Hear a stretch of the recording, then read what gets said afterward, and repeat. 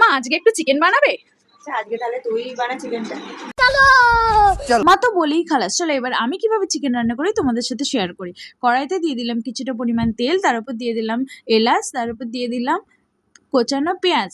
কোচানো পেঁয়াজের উপর দিয়ে দিই কিছুটা পরিমাণ চিনি যাতে কালার হয়, এবং টমেটো কুচি এবং স্বাদ অনুসারে নুন দিয়ে দিলাম, মানে তখন যাতে মজে যায়। তার উপর দিয়ে দিলাম আদা রসুন বাটা। আদা রসুন বাটার কাঁচা গন্ধটা চলে গেলে এর উপর দিয়ে দেবো গুঁড়ো মশলা, যেমন লঙ্কার গুঁড়ো, ধনের গুঁড়ো আর গোলমরিচের গুঁড়ো।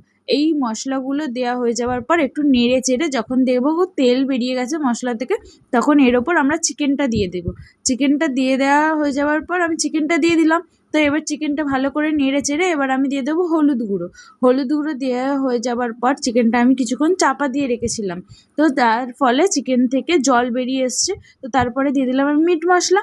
তো এবার আমার চিকেনটা ভালো করে কষানো হয়ে গেছে, আমার চিকেন কষা রেডি।